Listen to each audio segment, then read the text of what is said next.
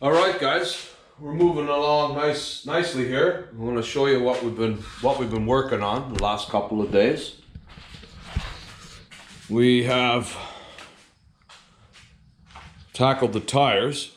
So originally, if you remember from the other video, the tractor came with these turf style tires, which most of them will have on it. And those will work on a nice hard dry track. Those will work just fine. You can absolutely use them. However, what I've noticed is a lot of the tracks that we go to, sometimes they're a little bit loose, or there might be a bit of mud if we've had some rain. And unfortunately for the kids classes and some of the stock classes, they usually go first, so they're dealing with the crappiest part of the track, I guess you'd say. So being that this is a budget build and use what you sort of have, I happen to have a old set of Chevron pulling tires here. These were probably the first set I ever bought several years ago. They're a bit worn, but they'll still work just fine. We're going to throw those on there. That makes the tractor look like it means business. Now keep in mind, guys, that these type of tires were designed to spin and spin fast in order to be fully effective. And they're not going to do that on this machine.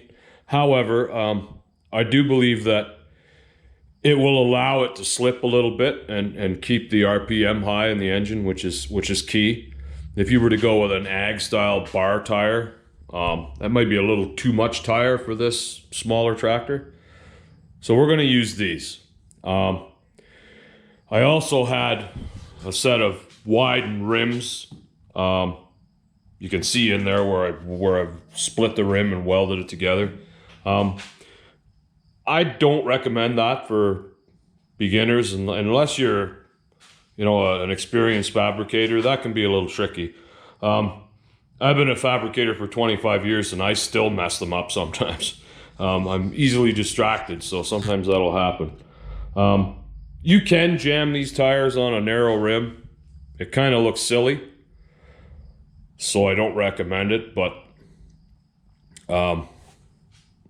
I happen to have these, so we're going to use them.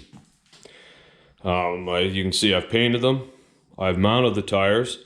I didn't go into videoing me mounting the tires. It's not something I recommend you do if you've never done it before. It can be a little frustrating unless you have the knack for it. I had a good friend that was a tire guy many years ago, and he taught me how to do it. I've become quite good at it, so I don't mind tackling it. You can take them to a tire shop or a garage and have them do it for a few dollars. But in the comments below, guys, if you want to see me mount a tire, I'll show you how it's done. Let me know. So moving on here, I fabricated a hitch here out of a piece of angle iron. It's bolted on at the bottom. Now I've set it at 13 inches of height. Our club allows 16 inches maximum, which is probably a little high unless your front end is really heavy. And this one won't be, so I'm going to set it at 13. You can go ahead and make an adjustable one. On my modifieds, I have an adjustable one. However, I rarely move it more than an inch or so. 14 and a half is probably as high as I run it. So for this, we're going to stick with 13. As a matter of fact, I know a guy who has a hitch just like that, bolted on at 13 inches. He runs a modified, he never moves it, and he does very well. He's very hard to beat, actually. So we're going to go with that. Wheelie bars. Wheelie bars are a must. I make mine removable. So you pull this pin out and it slides off.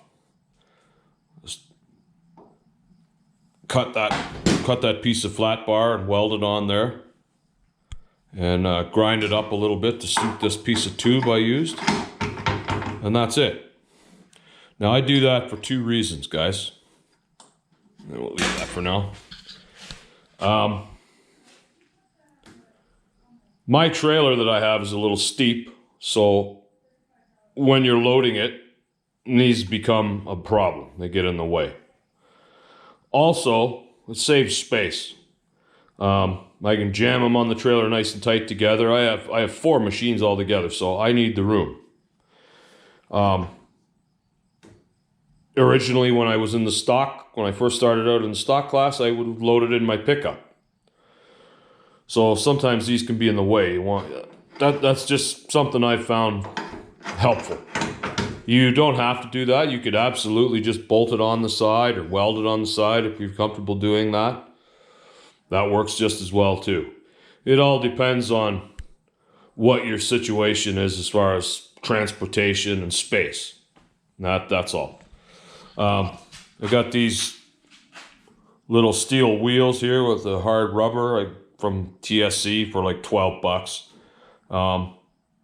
You can absolutely use a skid plate. You don't have to use the wheel. That's up to you.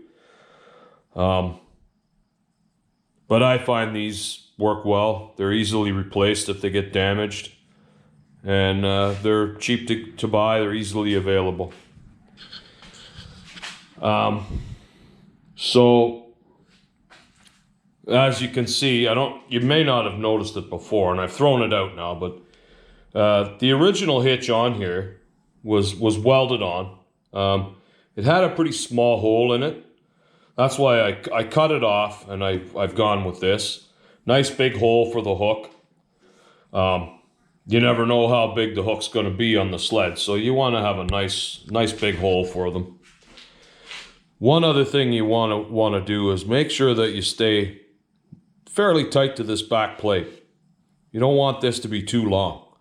If it's too long, it acts like a lever and it wants to pull down and lift the front of your tractor up. That's a mistake I made early on when I was building my first machine. I just kind of went with a farm tractor with a nice long drawbar and a big hole.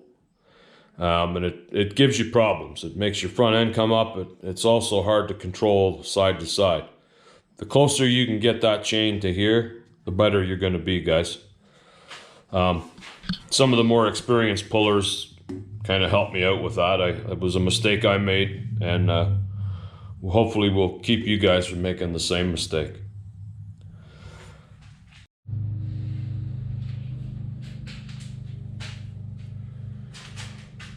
So as you might recall, guys, we had just a rusty old elbow on here that used to go to a muffler, and the muffler was rotten and the elbow was no good. Now,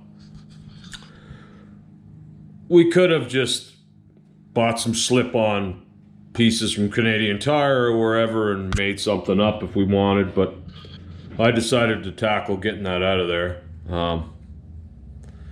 It wasn't too bad. I warmed the engine up and I got it out.